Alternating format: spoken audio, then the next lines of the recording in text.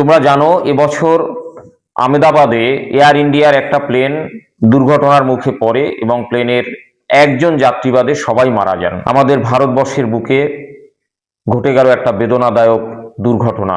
সবার মনকে কাঁপিয়ে দিয়েছে, নাড়িয়ে দিয়েছে, বিচলিত করেছে। অনেক ফুটফুটে বাচ্চা এই প্লেন ক্রাশের শিকার হয়েছে।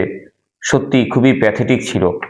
তো এই যে রিপোর্টটি, তা ক্লাস 9-এর ফাইনাল এক্সাম বলো বা মাধ্যমিক বলো, সবসময়ের জন্য ইম্পর্টেন্ট থেকে গেল। তার জন্য আজকে এখনকার আমার এই রিপোর্ট আহমেদাবাদের প্লেন ক্র্যাশ।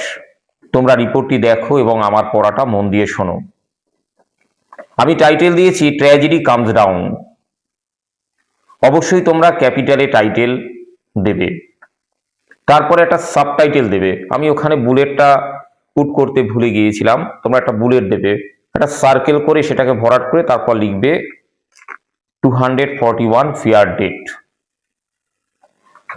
তারপরে আহমেদাবাদ কমা দিয়ে 13 জুন, 13ই জুন। ঘটনাটা ঘটেছিল 12ই জুনে। কোলন দিয়ে রিপোর্টটা শুরু করবে। মূলত আমি 3টে প্যারায় রিপোর্টটা শেষ করেছিলাম, কিন্তু একটা প্যারা এক্সট্রা যোগ করেছি আমাদের প্রধানমন্ত্রী নরেন্দ্র দামোদর দাস মোদী তার একটা মন্তব্য দিয়ে আমি রিপোর্টটি শেষ করেছি। দেখো, শুরুতেই প্লেনের নামটা আছে। এটা হচ্ছে বোয়িং প্লেন, আমেরিকার বোয়িং কোম্পানির, তোমরা জানো। তো এভাবে শুরু করবে, air India Boeing 787 disclaimer from Ahmedabad to London Gatwick international airport. এটা পুরোটাই তোমার নাউন ফ্রেজ আছে, মানে সাবজেক্ট, তারপরে ভার্ব আছে। ক্র্যাশড, চুরমার হয়ে গেল, shortly after taking off from Sardar Vallabhbhai Patel international airport yesterday on 1:39 PM। Take off করার পরপরই এটা ক্র্যাশড হয়ে গেল।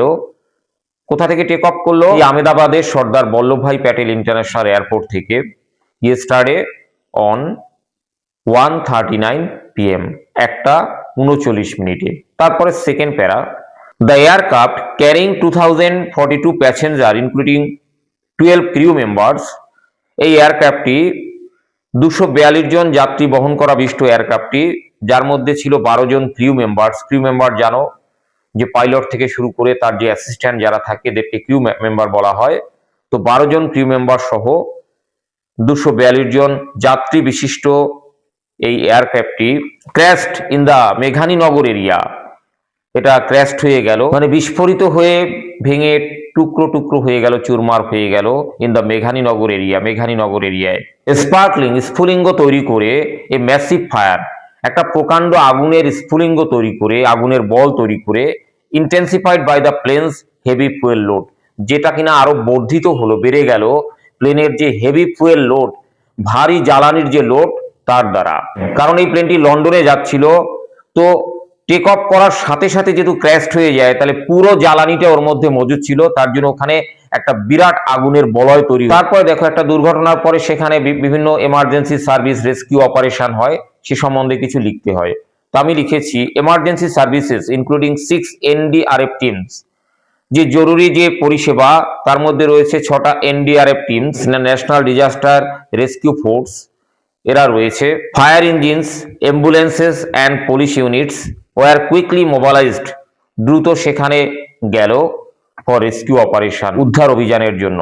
এরপরে লাস্ট প্যারায় আমি আমাদের প্রধানমন্ত্রীর একটা মন্তব্য দিয়েছি, যেটা তিনি এক্স হ্যান্ডেলে বলেছিলেন। কি লিখেছি? The tragedy in Ahmedabad has stand, স্তব্ধ করে দিয়েছে, অ্যান্ড স্যাডেন্ড, এবং বিমর্ষ করেছে, দুঃখিত করেছে আজ আমাদেরকে। ইট ইজ হার্ট ব্রেকিং, এটা হৃদয় বিদারক, মানে মন ভেঙে যাচ্ছে এমন, বিয়ন্ড ওয়ার্ডস, যা ভাষায় ব্যক্ত করা যায় না। PM মোদি, মানে প্রাইম মিনিস্টার মোদি, রিমার্কড, মন্তব্য করলেন অন ইজ এক্স হ্যান্ডেল, তার এক্স হ্যান্ডেলে, শর্টলি আফটার দ্য ইনসিডেন্ট, এই দুর্ঘটনা ঘটার পরপরই। এই ছিল আমাদের এবছরের সবচেয়ে গুরুত্বপূর্ণ রিপোর্ট। সাবধানের মান নেই।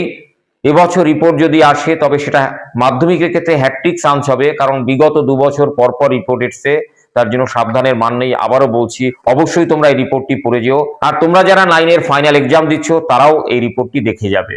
আজকের ভিডিও এখানেই শেষ করলাম, দেখা হচ্ছে পরবর্তী ভিডিও। তোমাদের সবার পরীক্ষা ভালো হোক, এই শুভকামনা রেখে আজকের ভিডিও এখানেই শেষ করছি।